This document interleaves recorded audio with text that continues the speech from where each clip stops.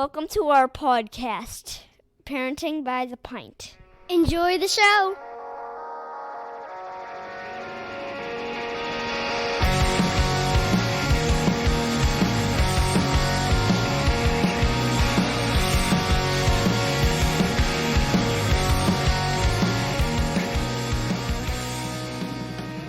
Greetings, Minivan Mafia. Lauren and I are longtime friends from Chicagoland that love getting together to chat about life, kids, family, and beer. Each week, we'll feature a brewery and sample at least 2 of their beers. We'll also discuss a variety of topics ranging from parenting, pop culture, travel, marriage, and just about anything else that comes to mind. Hey everybody, welcome back. Hey! Yay, another episode. We're going to go back in time with this one. We're going to drink Anchor Brewing Company tonight. But we're going to stay in America. Yes, we are. But it's from 1896. These guys started out in California. So much, much older than a lot of the people we've been drinking lately. Even last week when we talked about Great Lakes, we went pretty far back for the craft beer world. Yep. But even them was only the 80s of the current, last modern centuries. Yeah. 1896. So yeah, this was, I didn't know much about Anchor. I mean, obviously I think a lot of people have heard of them. Even when we were talking to Jeremy, he brought them up. So we had already had beer in the fridge waiting to be drank, ironically enough. Yeah, when he brought that up, we were very pleasantly surprised because Yes. I was like, well, spoiler. Yeah. We're going to feature them. Yeah. This is because I have been inspired to drink what I would call some of the craft beer grandfathers Yes, totally. of the U.S. and obviously needed to get around to Anchor eventually. We had Boston beer. We're making our way around. Yeah, we did drink Goose Island. We always drink Goose Island once a year. Sure. We drink Bourbon County, so there's, no problem there. We always hit those guys. We did some of the much older breweries in the world, and I think we're starting to do some of the older breweries in the United States. So we're making our way around. We're starting with Steam, which I've personally never had. I don't know that I have either. There is a chance that I've had it in a bar at some point. Yep, but I would say possible. probably not, because I would guess it would be more likely that I would be on the West Coast. Yes. If that were the One would case. think. And I haven't really been out there a whole lot. Yeah. So it's 50-50. I'm sure I've never had this. Steam was actually the first beer that they made. So it's a unique... So Steam beer... It's a type of beer. It's also known as California Common Beer. Okay. Anchor trademarked the name Steam Beer in the early 80s. But supposedly, and there's other people that have made Steam styles over the years, but Anchor is like really the one, right. Yeah. To set the bar. But so supposedly the name Steam Beer comes from, at the time, long ago, they had no way of really chilling the boiling liquid during the brewing process. So they pumped it up to open-topped bins on the roof to chill it from the ocean air, the cool ocean air coming in to cool it off. So it was constantly producing these clouds of steam above the roof of the brewery. And so that's why they call it, I mean, that's one of the theories of why they call it steam beer, but that's essentially what they said this comes from, it's an old process that they didn't have technology to cool it down. So they just used the Pacific Ocean and the breeze. Wow. And so it's constantly just a cloud of steam above the brewery. Hence steam beer. That's a very romantic explanation for the name. I love it. It's beautiful. Yeah. But yeah, it was also California Common Beer. It's not as good. Not as good. But yeah, it is an interesting style though, because it's not a lager. It definitely doesn't have a lot of bite to it. It's an amber in color. It's kind of just this hybrid of different flavors almost. Yeah. I'm kind of just reading this cute little thing on the can right here because I was like looking for some little tidbits about Nothing hops really or about anything the like beer. that. Yeah. But it doesn't talk about the beer at all. No. It just says forged in San Francisco, born of the gold rush and survivor of earthquakes, fires, and prohibition. Anchor Brewing's history is intrinsically linked to San Francisco. I think it's brewed at higher yeast temperatures than some of the other beers, so the brewing process is a little different, I believe. Okay. But I don't know in terms of the ingredients per se what exactly is in here. It's very simple, like not in a bad way. It's just a very clean tasting beer. I was going to say, if you were to take this beer and hold it up against some of the beers that it would have been competing against, some of these mass-produced domestics. Yeah.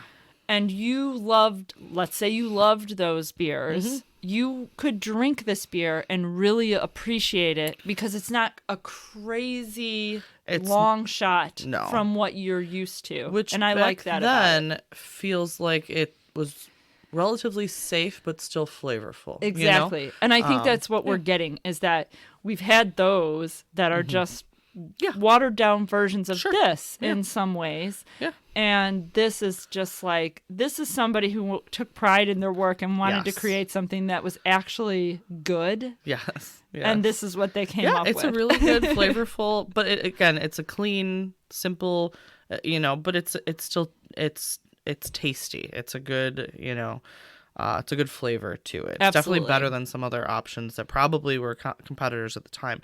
To go kind of back to what you were reading on the can, so it says even on the can, it's since 1896. It started in San Francisco. It did begin during the gold rush, so it says born of the gold rush. A man from Germany named Gottlieb Berkel actually began brewing in what he called Golden City Brewing, but it actually wasn't called Anchor until it was purchased by Ernst Bareth and his son-in-law in 1896. So somebody actually started brewing before it became Anchor. Okay. They were all German immigrants. The guy who bought it, Baruth, actually died in 1906. A few months later, the brewery burned down after the 1906 earthquake, so it says something about earthquakes and fires on the can. They rebuilt in a new location. Later that same following year in 1907, his son-in-law, who was the co-owner of it, got ran over by a streetcar. So two other German brewers and a local liquor store owner kind of took over and kept Anchor going all the way until Prohibition. There's no real documentation of what they did during that time, so I don't know if who knows? They could have kept brewing beer and given it out. I have no idea. Sure. But so we don't know. But in 1933, Anchor reopened, only to burn down again the following year. Oh my goodness. They rebuilt once again in a new location. It actually wound up being in 6 different locations across San Francisco over the years, between burning down and removing. So after Prohibition, the owners struggled to keep Anchor open for like the next 30 years. It shut down briefly around 1959. They sold to new owners. They were only shut down for a few months, opened back up. But at the time, during the 50s and 60s, they were kind of fraught with contaminated beer, and their beer had soured, and so people lost trust in it, and they were just having a lot of struggles. In 1965, Fritz Maytag is a very well-known name. He was the great-grandson of the founder of Maytag Corporation, so Whirlpool, your appliances and stuff, all Maytag. He was the son of the founder of Maytag Dairy Farms, who, if you like cheeses, are the people who produce Maytag blue cheese, also big names, the same family. He went to, I don't remember what Ivy League school, Harvard, Stanford, something like that. Anyways, so he heard that the producers of his favorite beer, Steam, were soon closing their doors forever. So he went and he bought 51% of that brewery for like a few $1,000s in 1965. so that it saved it from bankruptcy. He eventually did purchase the whole brewery outright, but he started out with, okay, what can I get to keep it going? Right. So 51% was what he started. His family wasn't too happy about him purchasing it, so Fritz Maytag invested heavily to revive the brewery. And in order to do that, he secured loans using Maytag stock as collateral.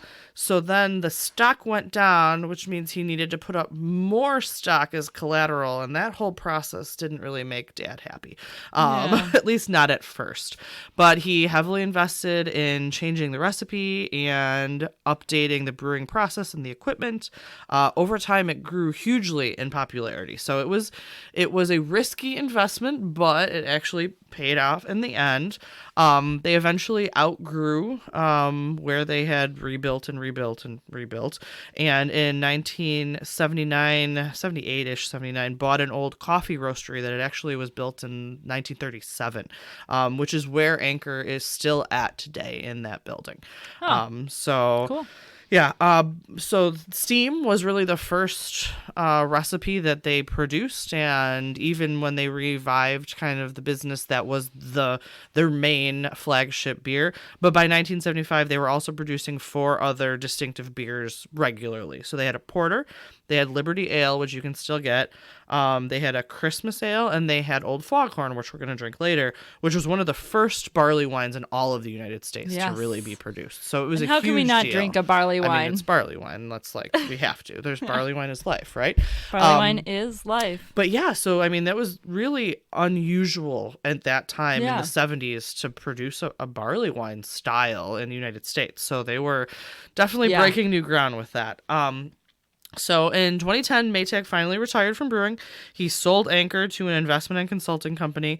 2 of the main guys actually are part of the Sky Vodka family, but they actually later sold it again in 2017. Who currently owns it is the Japanese company Sapporo. So they own Anchor now. In 2019, Anchor workers and brewpub workers actually voted to join the International Longshore and Warehouse Union, making it the first unionized craft brewery in all of the United States. Wow. So if you read the can, it actually says union made or something to that effect. Sure. Yeah, I saw that. So, which is unique to not a lot of craft breweries. I'm not sure the numbers. I didn't look it up. I should. But are union shops. But Anchor is since 2019. So relatively recent development for them. Considering how old they are. Yeah, considering they've been around since 1896. And even still, I mean, they've been owned, like I said, Maytag bought it in 65. And that's really, the business model has been very similar under his regime and since then. So pretty cool. I've not had much from Anchor at all, really. I know they make more beers now than they did. They had 5 at the time that they were making regularly, but they also have more now, and they also have some seasonal beers that they put out. But so pretty cool. Definitely an old brewery and kind of a fun, interesting story. And they pushed the limits of some styles, and they obviously worked out because they're still making things since they've been making them for 50 plus years. Yeah, right. So, more power to them. You can't fight that. Yeah. It still works 50 years later. You got to keep it up. I'm exactly that. I agree. So, yeah, this is pretty good. Steam is different. I like it. So speaking of upsetting your father, I think that's a good segue. Good transition into our topic for the day. Yeah. So we're going to talk about, this is going to be it's a very broad subject, I think. But I think we're going to kind of come down in a similar fashion on a lot of these categories of this topic. So we're going to talk about what's appropriate conversation in front of your children. Yep. So I had come up with a couple of different categories of conversation that you might have with your spouse or with friends or your parents or whatever. Sure. And you can weigh in, and I will, of course, as well, and how you would handle those situations with your kids around. And your son, in particular, I'd be interested to hear if you feel differently on certain things rather than others, because while he doesn't commonly communicate a lot, that doesn't mean he's not listening to you. Always listening. I think that's an literally always. Well, and that kind of inspired this topic because I witnessed your father yes comment on somebody having a conversation when your son was around that he felt was inappropriate. Yep. And it was very interesting to me because I kind of like, initially I was kind of like, oh yeah, you know, whatever. And then thought about it a little bit later and realized, no, you know what? He did the right thing. He approached somebody and was very kind. It wasn't like a, hey, shut up over there. Yes. You know, he was just like, hey, let's go easy on this because he's here and we don't want to influence him negatively. Totally. And I realized, well, sure, shouldn't we be that way with everybody? I mean, why not? Why be inappropriate around anyone? Fair. Yes. So my first category, which isn't what happened with your dad and your son, is, do you fight in front of your kids? Have disagreements? And it could be with your spouse, it could be your husband, it could be with your parents, it could just be with friends or... So me and my husband try very hard not to. We have disagreements sometimes when our children are in the house, but we often will stop if they're in the same room, or we will not be direct in what we're saying. So, like, we'll say, well, this person, blah, blah, blah, and we don't raise our voice at each other, ever. We don't swear at each other, ever, in front of the children. We don't actually have arguments where they would know that they were arguments in front of our children. So we are very particular about that. So we had a disagreement not too long ago. It was like last week. And we were in the kitchen. None of our children were in the kitchen, but they were in other rooms. And we were very quiet. And once one of the children comes in, we either say, oh, mommy and daddy are talking, you know, go watch TV. Yeah. Or give us a we moment. Just, you know, or you break. Or we just stop and take a break and we pick up somewhere else. So we try not to. Now, I will say that my parents argue in front of my children. And my daughter will tell my parents, you two need to get along. Nice. Like, flat out. I love it. Just like, why don't you guys just get along? Be nice to each other. I love it. So while me and my husband try very hard not to actually argue in front of our kids, my parents do not have that same opinion and do fight with each other. And they're done being quiet my daughter about it. Calls them out on it every time. That's adorable. I think that's so cute. But I think that also recognizes, like, my kids don't have that environment where we argue a lot. Right. Like, so it's not a normal occurrence that's something that we just allow. That's something that we are okay with. So whenever my parents do it, she's like, stop. Because that's not something that they see or want to see. But yeah, so that's our take on it, generally speaking. I would say that for the most part we feel the same way. It's same idea where obviously disagreements have definitely happened. Yeah, for sure. You know, a lot of the disagreements that I have with my husband at this point have to do with logistical things.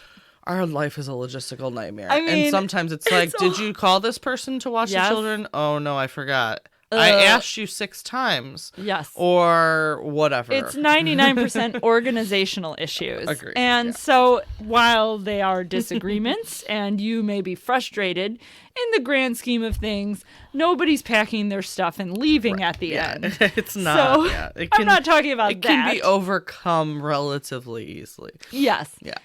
But saying all of that, even though maybe it's not that serious of a conversation, for the most part, we try not to appear as though we disagree with each other too much in front of the kids for a lot of the same reasons that you gave. Yeah, we want, and I will say that sometimes we don't always agree on something, and one of us will just take a fall and let the other, like if it's something like that our children are doing and we have 2 completely different opinions, one of us wins and we pretend we're on the same page. Yeah. So that we don't get 2 different answers to our children, because we don't want them to learn I'll just ask mommy because I know daddy will say no. So we try and make a unified front, even if we don't necessarily agree. we pick one and go with it. One interesting thing that often happens, not often, but sometimes happens in our house is that we are talking about other people that our children know. So whether it's my brother or my friend or this person, we've learned that we cannot say their names because our children will listen if they hear someone's name and be like, why are you talking about Auntie so-and-so? Why are you talking about Uncle so-and-so? So we literally, if we're like, oh, she, he, and we know who we're talking about, we cannot say names out loud because they will 100% like pick up eavesdrop and try and listen to what we're talking about. So we try and be very careful about that because also they have big mouths. So right, and you never know when what you're saying about somebody or is going to come grandma up. or grandpa or whatever. Yeah, like, well, so Mommy said that you give her a hard time about this. So we cannot. We've learned over the last couple of years that if we have to say something about someone or any of that, even if it's not necessarily bad, good, bad, or otherwise, it's just any conversation at all cannot say their names out loud because one of the children will pick up on it and remember. So we're careful little spies about that. They're little spies, you guys. Yes. So. That's interesting. This has come up a lot more with me and my husband as well, of course, but talking about like family health issues. Sensitive things like that, whether it was my own health or my husband's health or my parents or my brother or anything like that. It's weighed on me, exactly what do you say, what do you not say, how far do you take things, you don't want them to worry, but you also don't, so the reason why this has become very relevant for me is, and this is going to seem silly as an initial thought, but our cat passed away about 6 months ago now. And it was very surprising. It happened very quickly. And so we were all very shocked. My children were extremely surprised because they really just didn't see that coming. My husband and I, who have had pets before, kind of suspected that something was wrong. But it also went very quickly. Yeah, but I'm talking about a couple of days. I'm not talking about weeks or months or anything like, or even seeing really any decline or anything. It's just all of a sudden. Yep. And however, though, when the cat passed away, we kind of, when we were on our way to the vet, we kind of thought, oh, this might not go well, and we might find something out that's really unpleasant. And, and we were sort of like starting to prepare for that a little bit, whereas the children were not at all. They were not prepared for that at all. And so as a result, we have had many conversations with them since then about what happened in that case. And we have talked to them about how family members are doing health-wise to give them just a better idea of what's going on. I mean, my parents are older, my father is 78 years old and does have some health issues that have gone up and down here and there.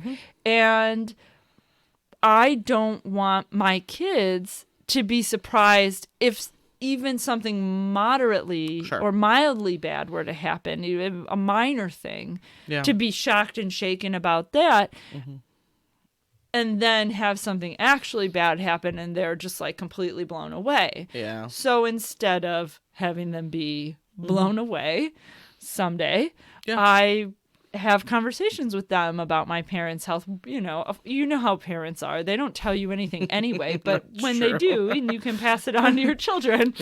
I find opportunities to have those conversations in a simplified manner because my kids are young. But I do talk to them about health. Well, that's reasonable. You don't want, whether it be health or anything else, surprises are always harder to handle than if they're prepared or at least mildly prepared for something. We luckily haven't had too many major things. My mom had open heart surgery a couple of years ago, which was a major surgery. And it was pretty risky that she had to have done. She had to have a complete valve replacement, and it was difficult. We didn't there was a whole lot of preparation going into that. We didn't talk much about it with them until shortly before she went in for surgery. So she had lots of appointments, lots of preparation, lots of things, but we also had to prepare them like, you're not going to see grandma for a little while. And when you do, you need to be very careful. Right. And, she's having something done with her heart, blah, blah, blah. My husband's going in for another surgery or procedure. I don't know what you want to call it, whatever. They're going to go burn part of his heart out, next month. And they have to be very careful around him. And, there's things. So it's more at this point, how they have to act towards people and how they need to want to prepare their change. behavior a little bit. So those things, luckily we haven't had many significant things. I will say, and this is not person, but pet. So my best friend, her dog, actually, her vet was very concerned. She had been bleeding significantly and she was acting different. She was very concerned that the dog actually had cancer. And I said it out loud, and my kids have no idea what cancer is. And I was like, okay, I need to explain in a kid-friendly manner, and so they were very concerned. It wound up okay, and it was this very significant infection and whatnot, but we were like, the dog's 12. If the dog has cancer, that might be it. So how do we, if that's the case, we need to prepare. And it's not our dog, so it's different, but they are very close with these people. That we go there all the time. This animal. The dog goes camping with us. It goes on vacations with us. Like, we're, it comes to our house. Like, the dogs have slept at our house. We've had a sleepover with the dogs in our house. Yeah. So it's, and we were like, okay, well, if that's the case, then that's something we need to explain and talk to and whatnot. And, they're at an age now that we would definitely do that with the twins.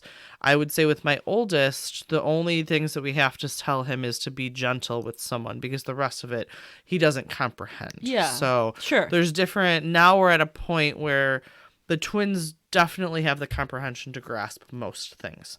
At least if I'm not explaining it on a level that I don't even, understand. But a basic level. Whereas my oldest, we only need to direct his behaviors more so. Yeah. Now, I've had thoughts like, when my dad passes, what in the heck do I do?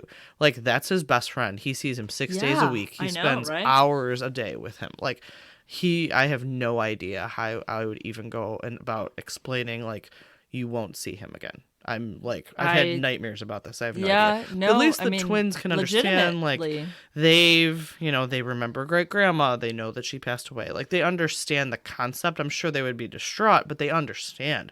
My oldest has no idea. Like, so I have no idea what I would do with that. I've thought about it. I have no answers. I don't either, I'm afraid. I'm sorry. I have to read some books. I have no idea. I was going to say, hopefully. I mean, there's got to be a book. I'm sure there are. You can read. But that's something that I've thought about extensively and have no answers at the moment on that one. But we definitely do have to explain health things, Again, I think the expectations are something that without that, children have a much harder time. So sudden changes are a big deal. Especially more so when you're little that. Like, so. I agree. So we've talked about this. We've talked about this before, but we'll kind of bring it back up very briefly. And it's obviously, it's a little bit of a lighter topic than our last one. But what about cursing? Yeah. So this is kind of the one that came up with my son and my dad. We definitely swear in front of our children, not on purpose, but it just sometimes comes out. The twins know very much, like, don't say an adult word. And sometimes when our daughter will even be like, Mom, you're not supposed to say that. And even with words that aren't really swear words, like if I call something stupid, she's like, that's not nice. And I'm like, yeah, I get that too. I mean, I know it's not nice, but it was stupid. So they have the comprehension to know what words they're supposed to say and not say. Like, they watch movies that are too old for them, that do have We've talked about swear that words before, and whatnot.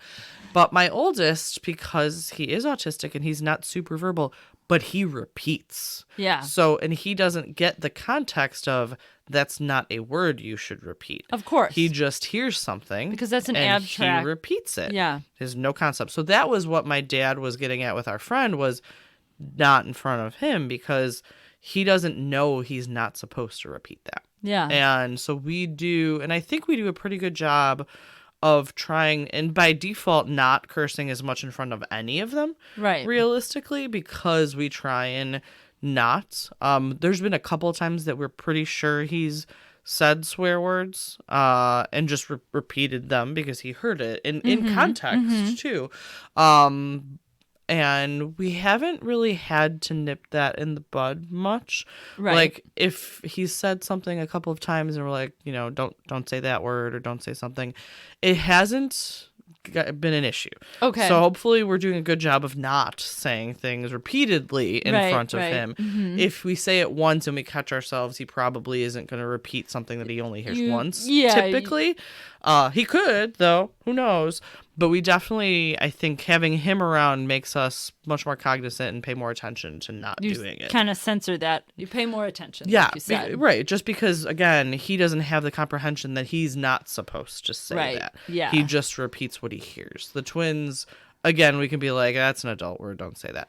But because all three of them are often with us, like, the only times that we're not is really when he's at therapy. Otherwise, we're lucky enough that we can take him almost anywhere and he's okay. Sure, like, he's adaptable. So we're almost always the five of us. Mm-hmm. So we try and keep it to a relative minimum. A clean we try and be as clean as possible. I respect that. Yeah. So I will say that the twins have accidentally, like, my twin boy, like, he kicked the bed the other day and he definitely swore out loud, very loud. And I was like, I'm gonna let that one go. Like, you hurt yourself. I'm gonna. This is when swearing happens. I'm gonna let this one go. Yeah. But they're pretty good about not saying things they're not supposed to, with the sole exception of when my daughter sings along to whatever's on the radio. She sings whatever words they say.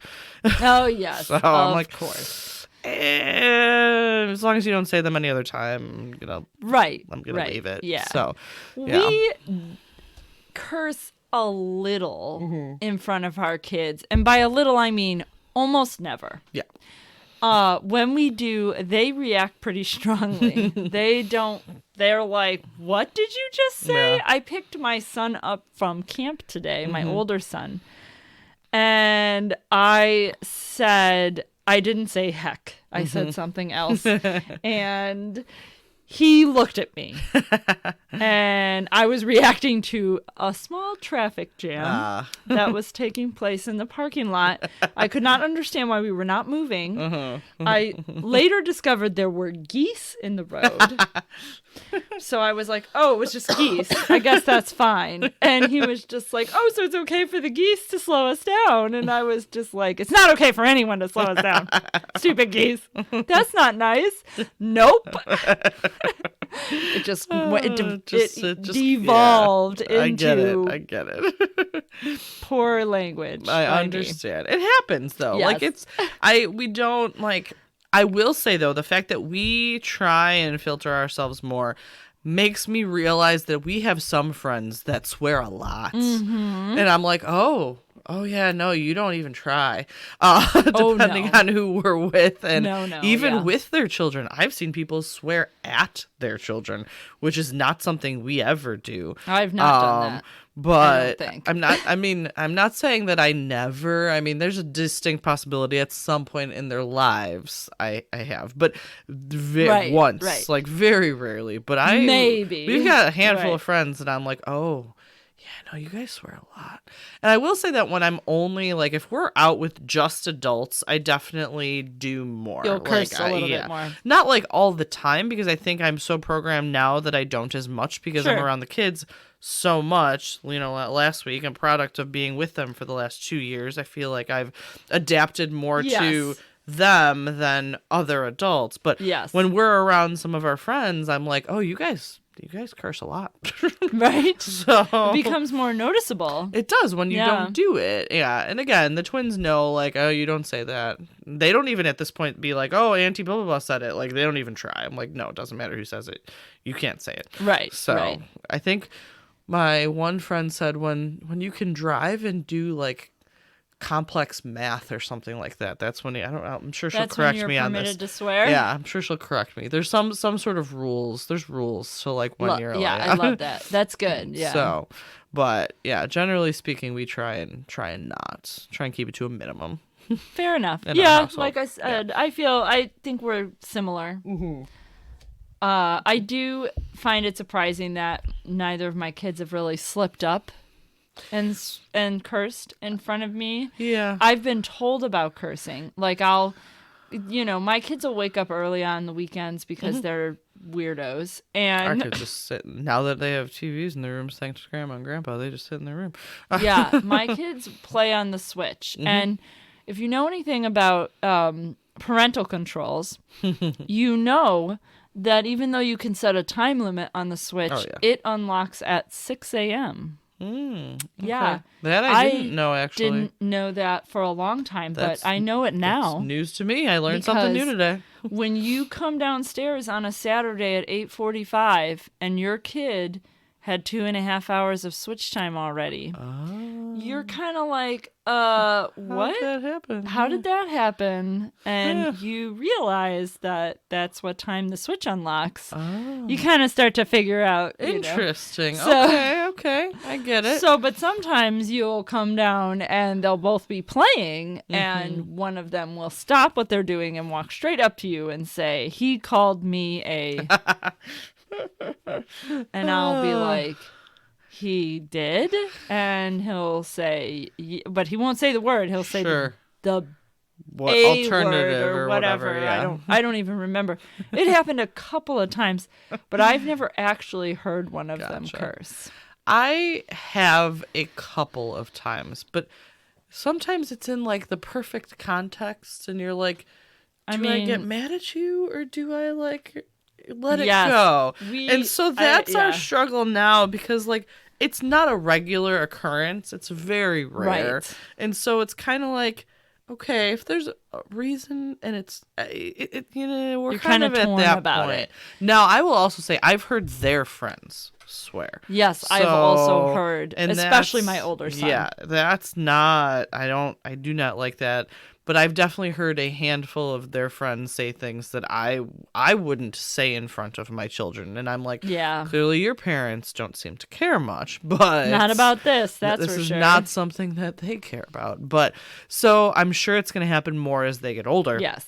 Because they're 8 and they're already happening. So, yeah, but no, our kids generally are pretty good about that. So, knock on wood, I'm so far. Yeah, right. Yeah, we'll see how long we can ride that wave. Yeah, things are gonna get harder as they get older. I feel like we're not gonna run out of things to talk about on this podcast. Ooh, no, they're just gonna get more complicated. More complicated. Yeah, episodes are gonna start running a little bit longer, you guys. So the last kind of subject I thought of, which I think is maybe my opinion, but maybe the least serious. Sure.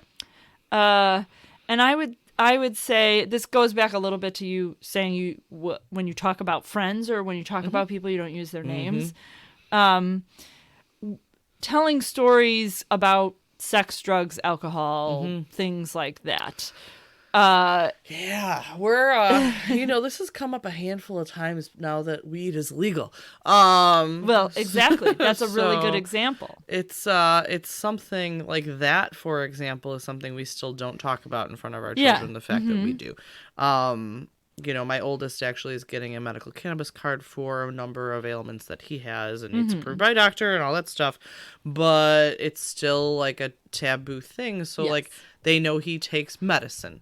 And that's cool because he takes lots of medicine, so it's not gonna be thrown in with the rest of it. But the fact that when they go to bed, sometimes we do, we will take an edible or do something, is not something that we make public knowledge to them or even know what that is. Right. At what age they learn, I haven't decided yet. Sure.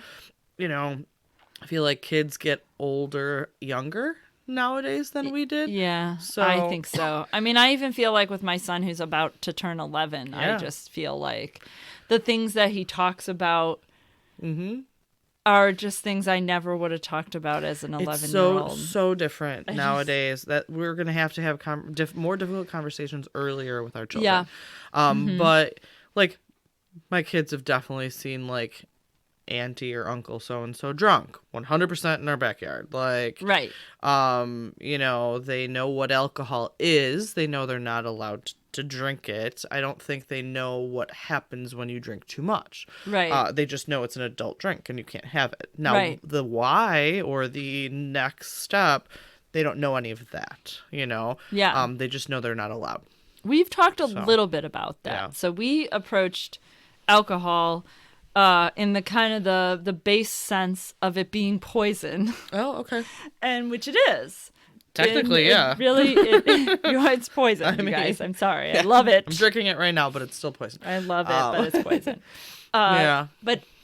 And that's how we approach it. And they're like, well, why would you drink poison? Well, the thing is that they make wine and beer and bourbon and things like that. And there are times where it tastes good to you. Sure. And if you're smart and responsible, you can enjoy something like that without getting sick or without getting hurt or whatever might happen if you were to drink too much. Yeah. And we've talked about, so if you drink too much, you're going to get sick. Yeah. And if you drink way too much, you could get very sick. Yeah. And you could die. Yeah. And totally I know accurate. that's like, whoa, this was the least serious topic, but But I mean, it's one thing to be like, you're not supposed to do that. It's another thing to tell them you're not supposed to do this because. Like, I feel like, especially as my kids get older, giving them the context of why, like, because this is something that's do as I say, not as I do. And that context of you need to be responsible and this is what negative could happen if you do this. As they get older, is much more helpful than just saying no. Well, and the same rules can apply to sex and drugs, and you can. And we're talking sex mostly is gonna about have to be a discussion, though. I mean, like, Yeah. I got my period at 10. Like, my daughter's 8. Like, it's gonna be that subject's going to come up It's here pretty soon. definitely gonna come up. Like, it's gonna be something that I need to. I think my husband lost his virginity at like 13 or something ridiculous, or 14. I mean, like, it was young.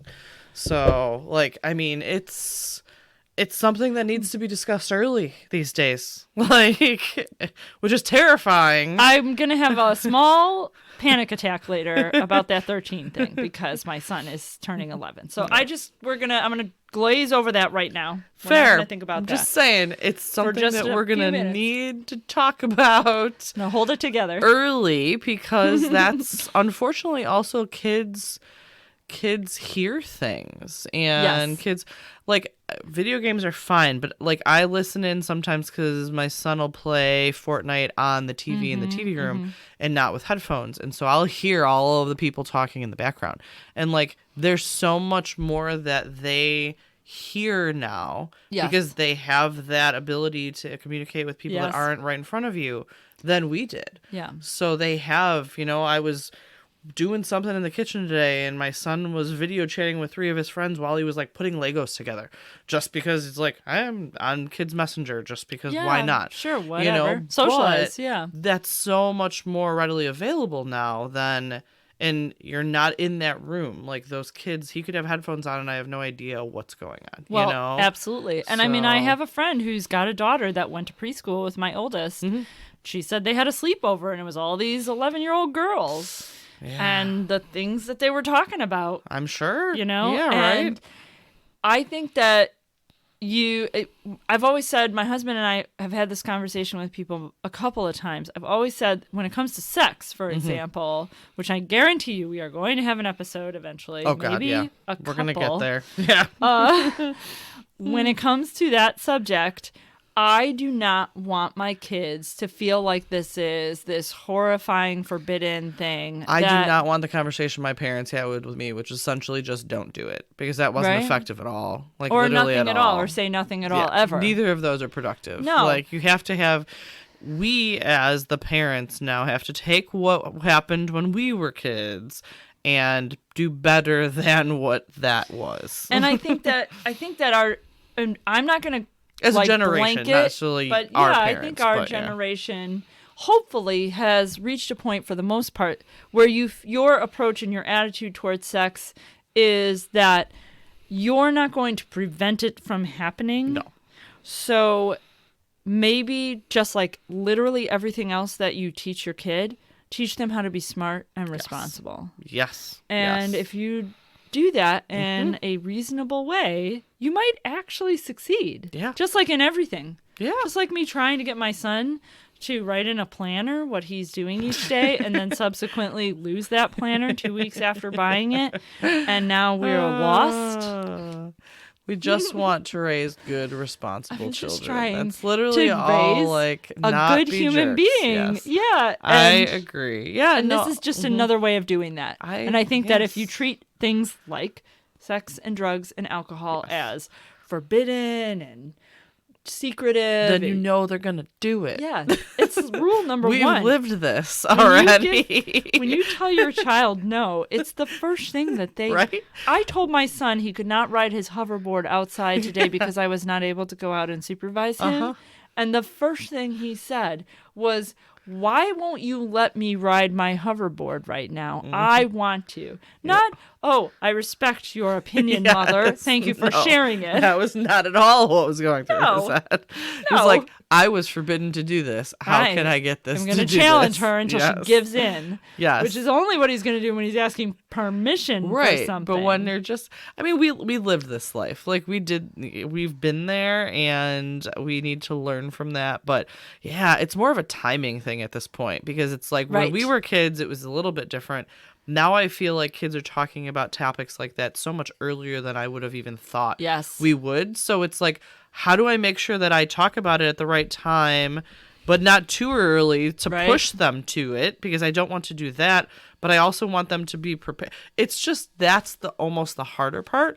I feel like I can have the conversation about being safe and with my girl, like if she needs something, like I went into the ghetto to get birth control on my own. At least I was smart about it. Like I didn't have a kid at a teenage, but I went and I did it by myself because I was like, I don't want a kid now. But my mother was not supportive of that. Like there's zero chance of her taking me. Yeah. But if that's something that's happening, I would rather know and help be safe about it than have them do it behind my back and then be completely unsafe. So, I mean, but at what point do we do that?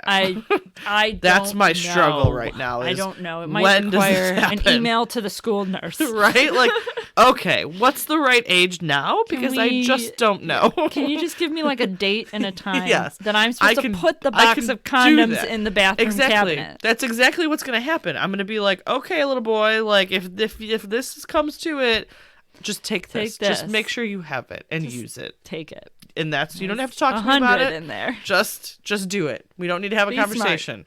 I'll just monitor, like just when it's empty. Yeah. Just take the box and just leave it. We don't even have to talk. Like, don't even have to talk. And I will put another one in. Yes, that's fine. I'm good with this. That's my plan. Fine. That's all I have so far. No, I'm totally on board with that. Completely.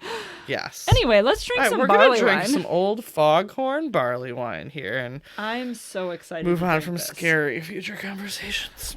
And that was supposed to be the easy one. I mean, sorry guys. Yeah, no.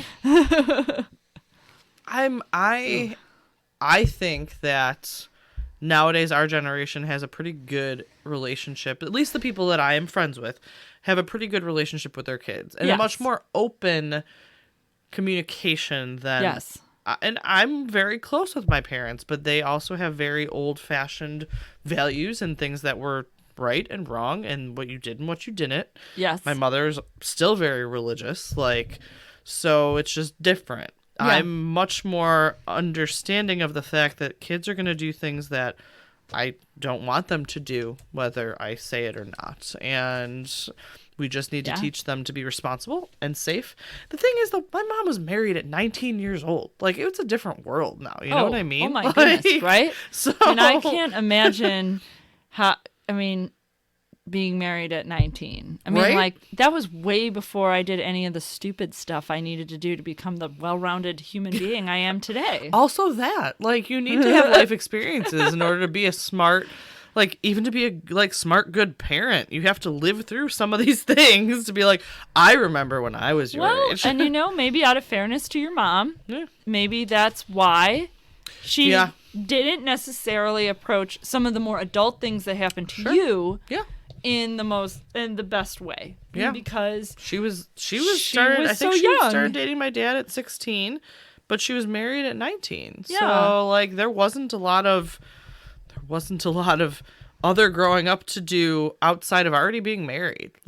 So, I started dating my husband at 16 as well, but we didn't get married till like, 27? Yeah, like a decade later. So I was going to say, because I know it was really close to when I got married. Yeah. And I was 27, I think. So you were probably 25 or 26? 26, I was 26 when we got married, yeah. Yeah.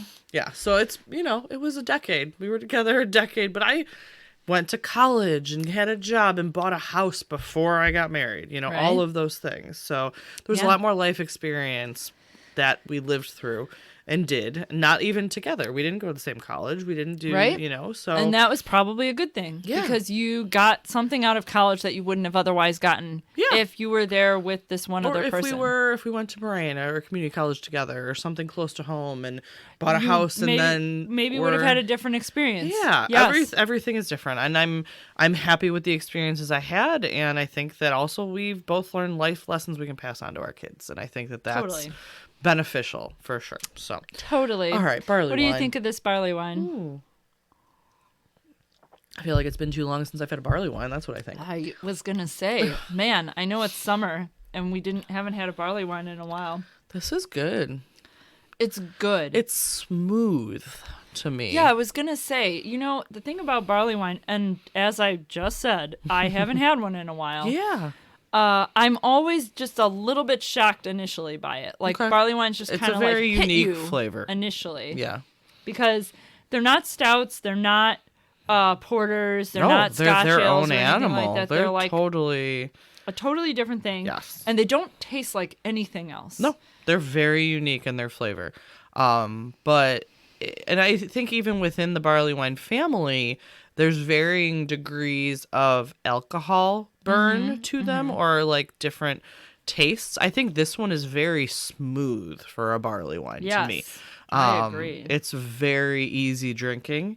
It goes down very easily. I mean, yeah, we're at 9.5% alcohol. It does not taste like a 9.5% alcohol though to me. Which is would be a cause for me to like get into a fight later if I drank too much of right this, though. But this one it would be a little dangerous because it's so smooth and it's got almost a creamier taste than a regular barley wine to it. It is a very easy drinking barley wine. Some of them you get more of that alcohol burn to them. Yeah. This one I don't as much, even though it's a very high ABV. It's a very smooth high ABV to me, at least. So I agree. I like it. It's very good though. This is not a bad commentary at all. It's a very be careful how much you drink of this because it's about how much is in there? Is that a normal 12 ounce? Yeah, I was gonna say it's Oh man. I know you want me to find it. Yes. Okay. I was gonna say. The crazy thing about bottles and cans and labels these days is that there's like no rhyme or reason to where information is anymore. I know. So I'm looking at this bottle. And on the label, on the main label that says Old Foghorn, it says 12 fluid ounces. Okay, cool. It does not say the alcohol on that part of the label. It's on the back, underneath the part about what you get for recycling. If you like turn them into the place. The bottle. Yeah. And how you get like 5 cents or 10 cents. It's by that. Under That's that. interesting. And it says 9.5% alcohol by volume, and I'm just like, oh, okay, guys. And it is frustrating to me sometimes when it's hard to find like some of the unique can art. They like hide some of that in the art, right? And so like there's this little thing like I love Pollyanna, but they do that on their fun size too. They'll put like writing on the little chocolate bars, or like in the mouth, or something. Like it's in like a unique part of the picture, and I wouldn't always look, you know what I mean? Like, oh, cool art, and look for words, but like, sometimes it's hidden. Yeah. And I'm sure it's, to be more aesthetically pleasing. It's not like they're trying to trick us, but it's just to me like, where is this piece of information? But then again, they put it on there because they're required to put it on there. If they didn't have to put it on there, they wouldn't incorporate it into the design the way they do it in a lot of occasions, in my opinion. And so like putting how many ounces are in this bottle in your, in my mind doesn't really feel necessary. Why do I need to know how many ounces are in the bottle? It probably doesn't matter. But I think probably from a legal you probably need to put perspective, how much it has to say how big the bottle that is. That is probably accurate. There are probably some certain boxes they need to check that. Yep. And they sometimes do it in a creative way that I can't find. But yes, that doesn't frustrate me at all. Yeah, this is very tasty. Anchor totally hits all the spots. I with this, agree. and I agree. I'm very thoroughly pleased. Enjoy this barley Glad wine. that we got to Anchor. That was a good one. I like it. All right, this was great. All right, thanks for joining us, you guys, for another episode, and we'll catch you on the next one. Yeah, see you next time. Bye. Thanks, everyone, for listening to the latest musings from Parenting by the Pint. Be sure to find us on Facebook, Twitter, and Instagram, and make sure that you rate, review, and subscribe to us wherever you find your podcasts. Have a great week, and cheers to you all.